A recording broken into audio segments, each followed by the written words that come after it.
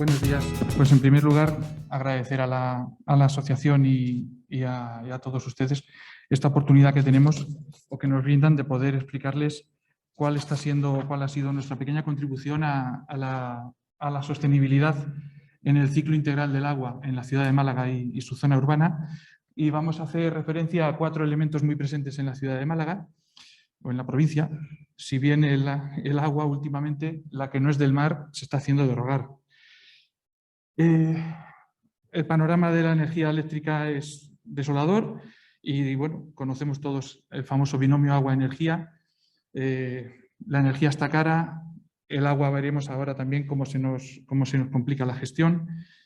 Y entonces, a nivel de empresa, uno de nuestros primeros compromisos fue introducir en los pliegos de contratación del suministro de energía eléctrica de la empresa el que la energía que comprásemos estuviese certificada como procedente de origen de una fuente renovable. Y así lo venimos haciendo ya desde hace bastantes años. Eso te puede dejar dormir tranquilo unos días, pero luego te das cuenta que la energía sigue subiendo y ya no te vale con que digas, bueno, como es de origen renovable, bueno, es un coste y es también posiblemente un derroche de energía si no estás estudiando bien cómo la estás consumiendo. Entonces, nos hacemos la pregunta de si podemos rascar algún kilovatio en nuestra gestión. Esta gráfica te deja muy claro que precisamente ese binomio agua-energía, porque si desde 2009 hacia acá hemos ido bajando paulatinamente el consumo energético, de repente nos encontramos un pico en el año 2017 debido a que nuestro origen del agua ya no podía ser por gravedad de pantano, porque no había suficiente nivel, sino que tenía que venir de una captación y por lo tanto de una elevación. Y entonces ese año pues nos supuso digamos que todo el trabajo que estábamos haciendo se vino un poco al traste, pero tampoco estaba en nuestras manos cambiarlo. Entonces, bueno, hemos dividido la presentación en 2 partes. Una primera destinada al tratamiento de agua residual y otra parte destinada al tratamiento de agua potable. En el tratamiento de agua residual, aquí vemos una foto en planta de la depuradora de Guadalhorce, que es la depuradora principal de la ciudad de Málaga, y una frase que no es realmente, es un poco versionada a una frase que se le atribuye a Lord Kelvin, que dice que lo que no se mide no se controla y lo que no se controla no se puede mejorar. Entonces, lo primero que hicimos nosotros fue hacer un mapa de consumos de la planta. Bajar, digamos, a un segundo nivel, no quedarnos en el consumo energético de la factura mensual, sino bajar al siguiente nivel y empezar a ver por zonas dónde estaban nuestros consumidores de energía. Entonces, nos encontramos con un 11% en el pretratamiento, 56% en la línea de agua, 4% en el terciario, un 10% en el tratamiento de fangos, digestión y espesamiento, 3% en deshidratación y un 16% en el secado térmico. Esta es nuestra foto. Otra planta tendrá otra realidad. Nuestra foto está un poquito distorsionada porque, por ejemplo, el principal bombeo de la ciudad está dentro de la propia depuradora, en el pretratamiento, y por eso otras depuradoras posiblemente hacen este ejercicio y tendrían un porcentaje mucho menor en el pretratamiento. Del mismo modo, nosotros tenemos un secado térmico que también distorsiona un poquito el esquema de energía. Entonces, volviendo a la anterior, esta diapositiva lo que nos dejaba muy claro era la jerarquía y dónde teníamos que empezar a aplicar nuestras mejores prácticas. Entonces, grano no hace granero, pero ayuda al compañero, eso es cierto, pero cualquier trabajo que intentes hacer en la zona de deshidratación lo vas a hacer sobre algo que es el 3% de tu consumo. Va a venir muy bien, por supuesto, pero no va a tener la importancia que cualquier mejora que se haga, por ejemplo, en la línea de agua, ¿no? Y entonces, pues, este fue el orden en el que empezamos. En la línea de agua empezamos sustituyendo equipos con motores IE2 por motores IE3 e IE4. Aprovechamos un reactor biológico que teníamos de reserva como balsa de laminación. Eso nos permitía no realmente reducir el consumo energético, porque consumimos la misma energía, pero sí que la podíamos migrar a periodos P6 y, por lo tanto, era una reducción en el importe de la factura. Y el cambio más significativo y el que más relevante dentro de la planta, que ha sido la sustitución de las soplantes de aireación del proceso biológico, que es el principal consumidor de la depuradora. Hemos cambiado las soplantes por tecnologías de levitación magnética, que son equipos que no tienen rozamiento al estar flotando sobre unos rodamientos magnéticos, con lo cual no tienes las pérdidas por rozamiento, no tienes el consumo energético de una bomba de lubricación, etc. Y entonces eso nos ha permitido, como se ve ahí, en dos fotos, por ejemplo, de noviembre de 2019 y 2021, pues haber rebajado aproximadamente un 10% el consumo energético de todo ese proceso, que es el 56% de la planta. Otra serie de mejoras, estas las tenemos en cartera, sería trabajar sobre las válvulas de aireación, las válvulas que regulan el caudal de aire que se aporta a los reactores, por sistemas de válvula tipo diafragma, en las que como se trabaja con un flujo centrado, es posible reducir las pérdidas de carga y, por lo tanto, no hace falta que la soplante trabaje a 0,8 bares, puede trabajar un poquito, aproximadamente un 5% menos de presión, y ese 5% se traduce también en un ahorro económico. Aparte de las mejoras que tiene para el proceso, porque permite un ajuste mucho más fino, como se ve en la imagen de la derecha frente a la de la izquierda. Otra serie de mejoras también en cartera es la utilización de sistemas expertos, que son sistemas que sobrevuelan por encima de las escadas de planta y en los que integras distintos tipos de equipos de medida, como sondas de nitrógeno, de nitratos, sólidos, etcétera, y a los que puedes tú también, por ejemplo, incorporar el patrón de tu esquema de contrato eléctrico, de tarifas, y entonces ajustar en cada momento la calidad de tu agua de salida en función de la tarifa eléctrica. Si tú estás trabajando con una calidad del agua, tu límite son 30 miligramos o 30 partículas de sólidos, pues si estás por debajo, puedes empeorar un poco tu agua para mantenerte por debajo de 30 a costa de reducir tu consumo energético. Y otra serie de mejoras que también se han comentado antes sería el aprovechamiento de los saltos de agua mediante turbinas, en este caso, o tornillos de Arquímedes. Algunas cifras para este aprovechamiento: en el caso del caudal de nuestra depuradora y el salto que tenemos disponible, estaríamos hablando de una recuperación de unos 26 kilovatios hora. Si ahora nos vamos a la línea de fango, la principal mejora por el impacto que ha tenido en los costes de explotación de la planta ha sido el aprovechamiento del biogás producido en la depuradora. La literatura clásica habla de unos 90 normal metro cúbico por cada 100.000 metros cúbicos de agua. Eso, en nuestro caso, estamos produciendo unos 13.500 metros cúbicos día de biogás, que con nuestros motores los convertimos en más de 12 gigavatios. El consumo de la planta está entre 17,5 y 18, con lo cual estamos hablando de más de un 70% del consumo propio de la planta, producido con una energía que se genera en la propia planta, ¿no? Una fuente de energía que se genera en la propia planta. Existe el proceso de codigestión, que todavía no lo hemos incorporado, pero que, bueno, como ahora veremos, porque no teníamos espacio, y este proceso hay ya literatura y suficiente conocimiento como hay algunos escritos que incluso hablan de que se puede hasta triplicar la producción de biogás si encuentras el residuo adecuado compatible con el tuyo. Se habla, por ejemplo, de residuos de la industria alimentaria, de la fruta y demás, que además en nuestra región son fáciles de conseguir y que permitirían mejorar la producción de biogás hasta incluso ser exportadores netos de energía eléctrica, ¿no? Esto hace un poco que quiera traer aquí el concepto de biofactoría, para que entendamos ya las depuradoras no como una actividad quizá un poco molesta, o no un poco molesta, sino como una fuente de agua reutilizada para usos industriales, campos de golf, etcétera, generadora de fertilizantes para la agricultura.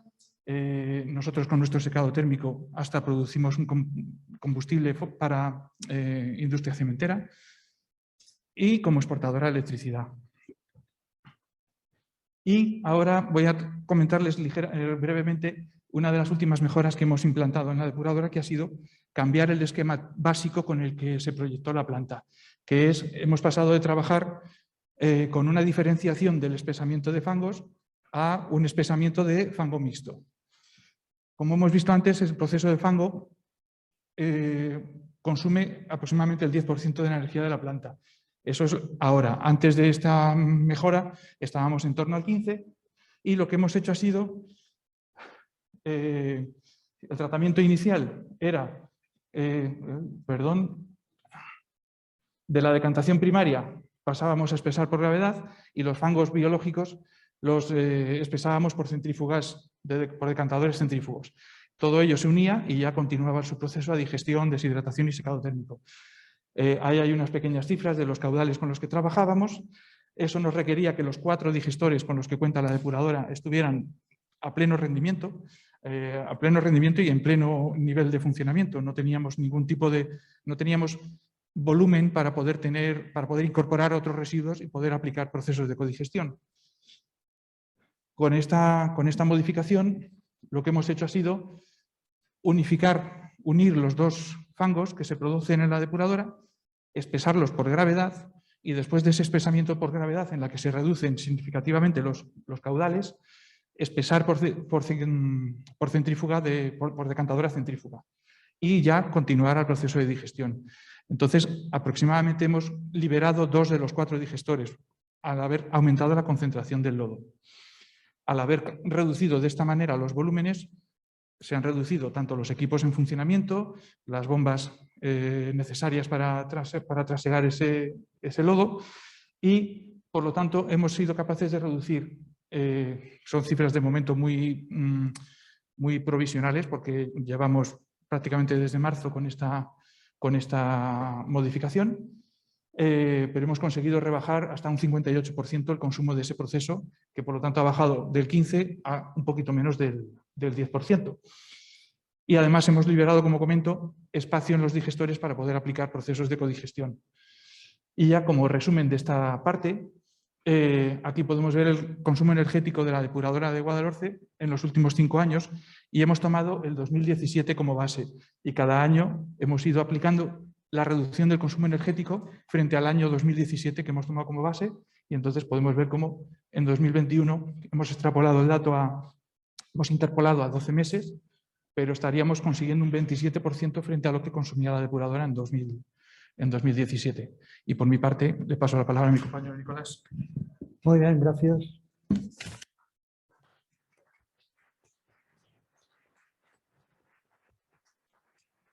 Buenos días.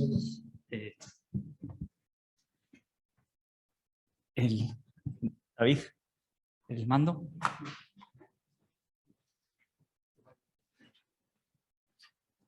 Gracias. Bueno,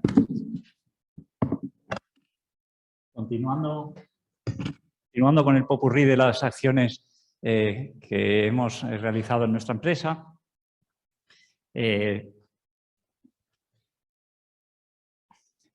pasamos a las de solar térmica y solar fotovoltaica. En la planta de La Taval, las que tenemos son una de fotovoltaica pequeña para reactivos, para consumo de reactivos, y un agua caliente sanitaria por placas solares térmicas en la zona de vestuarios. Por favor, quédense con lo ocupado y no con lo disponible y veremos dentro de unos años por dónde vamos. En lo que respecta a la solar térmica, lo que hicimos fue sustituir unas antiguas calderas de propano por paneles solares. Llevamos con ellos más de 10 años y el resultado ha sido más que correcto. A pesar de que es una pequeña aportación nada más, pero vale la pena. Está claro que vale la pena. Amortizamos en 3 años teniendo en cuenta las subvenciones de la época. La parte fotovoltaica estaría en este edificio, que es el de reactivos, y lo usamos fundamentalmente para dosificación de los equipos en planta. ¿Vale? El consumo ya es algo, o sea, la producción es algo ya mayor. La amortización no la tengo disponible en este momento. Si alguno está interesado ya se la doy en especial. pero hay que tener en cuenta que forma parte de un proyecto de colaboración con la universidad y no resulta fácil sacar las cifras. Por supuesto, es de sentido común irse a una iluminación LED que hemos ido implementando, en principio desde 2019, a medida que sigan averiándose. Pero lo que sí hemos visto claramente, y se verá después, es que en algunos casos es muy recomendable considerar el reemplazo antes de su avería. ¿Por qué? No hay más que ver estas cifras de 1.500 de focos de 1.500 vatios sustituidos por focos de 200, y eso al final nos permite un ahorro estimado en estos años que no es nada despreciable, por lo menos a pequeña escala, de 52 kilovatios. Sobre todo debido a la iluminación interior de la nave y la sustitución de un montón de focos. En lo que respecta a nuestra compleja red de distribución plagada de aljibes, llevamos cerca de 15 años sustituyendo pequeños aljibes que hemos heredado por aljibes por bombeos en línea que permiten evitar la rotura de carga y aprovechar la altura manométrica que disponemos en la aspiración de las bombas. Los que aparecen en rojo no son los que quitamos, sino al revés, los que van apareciendo cada vez más. O sea que es una especie de continuo de eliminación. Además, hemos seleccionado algunas elevaciones de agua potable para aplicar bombeos selectivos potenciando la tarifa nocturna. Esto no es un ahorro en energía, pero sí es un ahorro económico, por supuesto, dada la implementación de las tarifas, ¿no?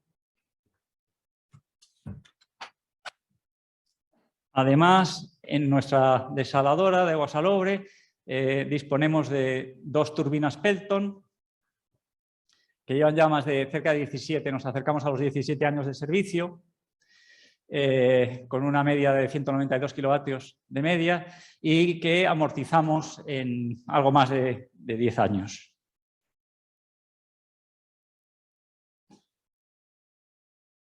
En lo que respecta a la sostenibilidad, usamos CO2 para remineralización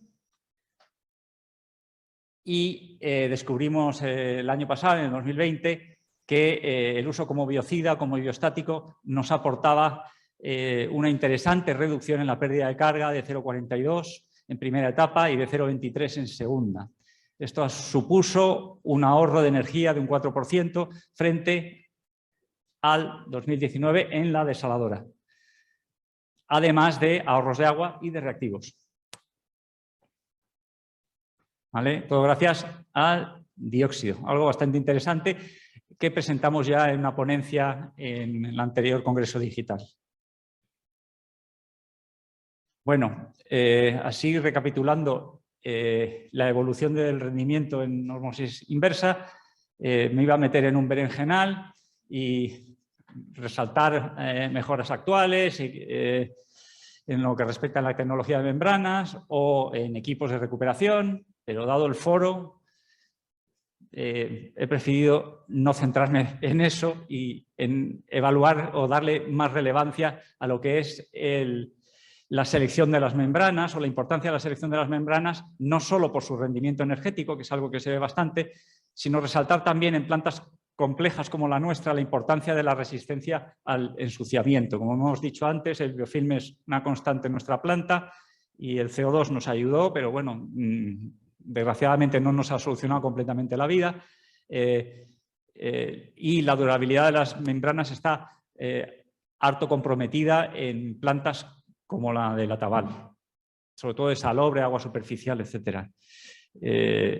Bueno, en lo que respecta al rendimiento, por supuesto hay que tener en cuenta la relevancia de un óptimo pretratamiento para mejorar todo lo que sea ahorro, duración y rentabilidad.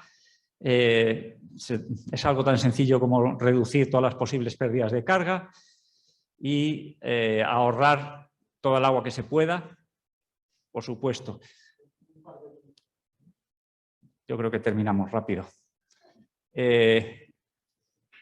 Bueno, resaltar, así a modo un poco de histórico, la evolución en los últimos 50 años, como hemos ido en una reducción bastante interesante en lo que respecta a los kilovatios metro cúbico. Llamaría la atención o convendría pensar desde el punto de vista de sostenibilidad si estas subidas en metros cúbicos día son buenas desde el punto de vista medioambiental o se deben a la evolución del cambio climático. Pero bueno, como pueden ver, esta parte no me la he trabajado demasiado porque se me ocurrió buscar en Google y lo primero que me encontré fue el artículo de Domingo y de Daniel en primera posición, cosa que me fue muy grato. Y después uno de gente de la Escuela de Ingenieros de Caminos de Madrid. Entonces dije, vaya casualidad. Y luego por otro lado pienso, bueno, pues a lo mejor no es tanta casualidad y que en España no lo estamos haciendo tan mal si salimos los primeros en Google. Después, teniendo en cuenta todas estas actuaciones, nos hemos tomado la molestia de ver un poquitín cómo afecta esto a nuestro balance de carbono, ¿no?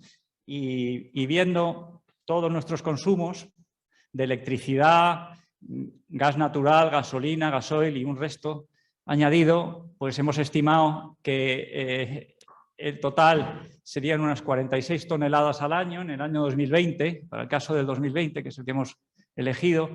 Es una cantidad considerable, las 46.000 toneladas.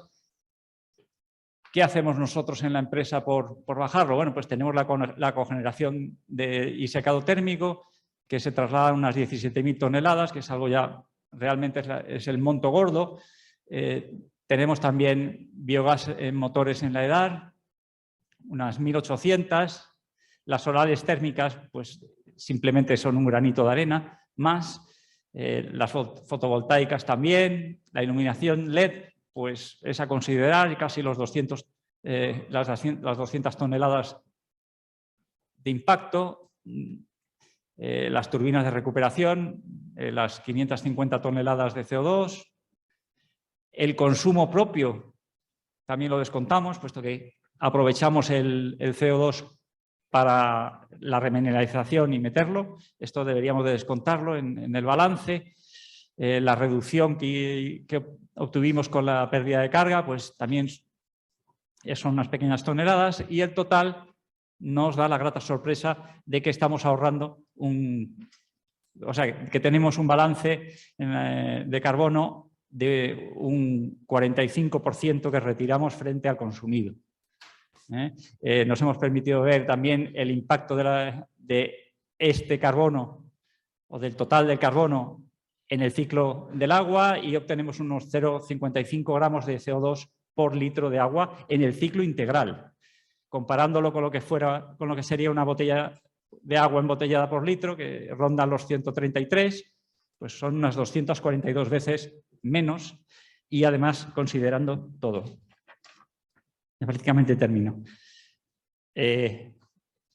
Simplemente decir que el extraño título se debe a la infancia de José Ortega y Gasset en Málaga, que así definía su estancia en un colegio de jesuitas del Palo, y quedarse con que cada gota cuenta, ya sea de luz o de agua, y que todo lo que se ahorre no solo es rentable para el medio ambiente, sino también para la empresa.